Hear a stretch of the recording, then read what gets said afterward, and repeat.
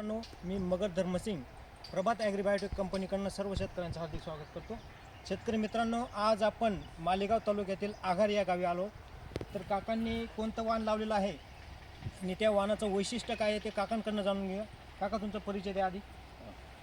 मी मधुकर कृष्णा पवार, राहणार दौळेश्वर आगार, तालुका मालेगाव, जिल्हा नाशिक. आम्ही प्रभात कंपनीचा गोष्ट 2250 मका टाकलेला आहे, लावलेला आहे.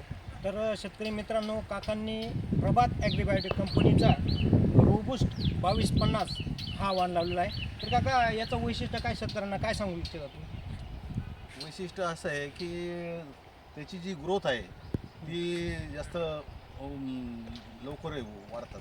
म्हणजे अर्ली अर्ली येणार. होतो. आणि शिवाय त्याच्यावर आम्ही जे अळीसाठी जे फवारा मारायचा होता तो मारणं राहून गेला वेळेच्या अभावी. बरोबर.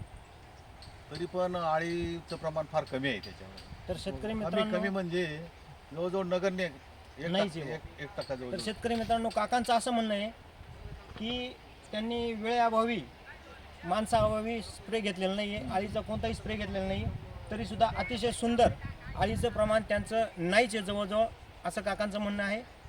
तर बघू शकता आपण, अतिशय सुंदर असं आहे आणि पूर्ण ग्रीनरी आहे आणि अळीचं प्रमाण फार कमी आहे. आणि त्याला अजून म्हणजे जे खाद्य पाहिजे होतं बरोबर, ते लिमिटेड टाकलेलं. टाकेल. बरोबर. हां, कारण जो तण होतं ना, तणामुळे आम्ही खाद्य उशिरा टाकू तोपर्यंत तो वाढून गेला. त्याच्यामुळे खाद्यसुद्धा कमी टाकलेलं आहे त्याला.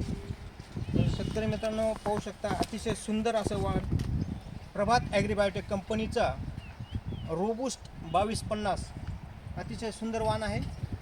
धन्यवाद.